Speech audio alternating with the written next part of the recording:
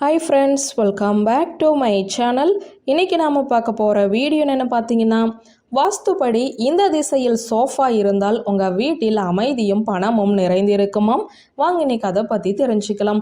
வீட்டில் எந்தெந்த திசையில் பொருட்களை வைக்க வேண்டும் மற்றும் எந்த இடத்தில் வைக்கக்கூடாது என்று வாஸ்து சாஸ்திரம் அறிவுறுத்துகிறது. வாஸ்துவில் ஒவ்வொரு திசையும் ஒரு முக்கியத்துவம் வாய்ந்தது. எனவே அந்தந்த திசைக்குரிய இடத்தில் சரியான பொருட்களை வைக்க வேண்டியது அவசியம். சோஃபா என்பது வீட்டில் இருக்கும் பொதுவான ஃபர்னிச்சர்களில் ஒன்றாகும். மக்கள் பெரும்பாலும் வெவ்வேறு வழிகளில் சோஃபாக்களை வைக்க விரும்புகிறார்கள். ஏனெனில் இது வாழ்க்கை அறையின் அழகை அதிகரிக்கிறது.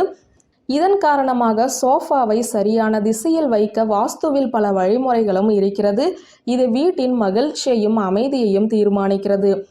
வாஸ்து சாஸ்திரத்தின்படி உங்கள் வீட்டின் நுழைவாயில் அல்லது பிரதான கதவு வடக்கு திசையில் இருந்தால் நீங்கள் மேற்கு அல்லது தெற்கு திசையில் உள்ள அறையில் சோஃபாவை வைக்க வேண்டும். மக்கள் தங்கள் வீட்டின் உட்புறத்தை மேம்படுத்த பல்வேறு வண்ணங்கள் மற்றும் அளவுகளில் சோஃபாக்களை தேர்வு செய்கிறார்கள். மறுபுறம் உங்கள் வீட்டில் எல் வடிவ சோஃபா இருந்தால் வாஸ்துப்படி அறையில் உள்ள சோஃபாவின் ஒரு பகுதி மேற்கு நோக்கியும் மற்றொரு பகுதி தெற்கு நோக்கியும் இருக்குமாறு வைக்கவும். அத்தகைய சூழ்நிலையில் ஒருவர் சோஃபாவில் அமர்ந்தால் அவரது முகம் வடக்கு அல்லது கிழக்கு திசையில் இருக்கும். இது மிகவும் நல்லது. உங்கள் வீட்டின் பிரதான கதவு மேற்கு திசையில் இருந்தால் வாஸ்துப்படி உங்களுடைய சோஃபா செட்டை வீட்டின் தென்மேற்கு மூலையில் வைக்க வேண்டும்.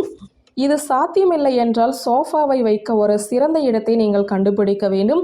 ஏனெனில் இந்த திசையை புறக்கணிப்பது வீட்டிற்கு வறுமையை ஏற்படுத்தும். சோஃபா ஆலின் தென்கிழக்கு திசையில் சோஃபா செட் வைப்பது மிகவும் மங்களகரமானதாக கருதப்படுகிறது.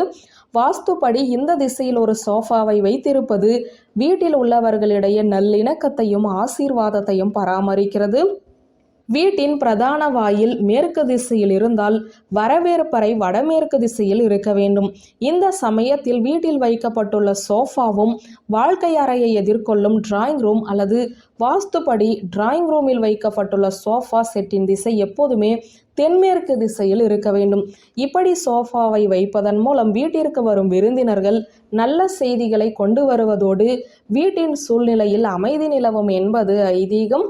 சோஃபா செட்டை வீட்டின் தென்மேற்கு மூலையில் வைத்தால் இந்த நிலையில் உங்கள் பிரதான கதவு மேற்கு திசையில் இருக்க வேண்டும். இதை புறக்கணித்தால் குடும்பத்தில் நிதி நெருக்கடி மற்றும் மோதல் ஏற்படலாம். வாஸ்துப்படி வீட்டில் எல்லாவற்றையுமே சரியான திசையில் வைத்திருப்பது மகிழ்ச்சியையும் அமைதியையும் தருகிறது. வாஸ்து சாஸ்திரத்தின் திசைகளுக்கு அதிக முக்கியத்துவம் அளிக்கப்படுகிறது.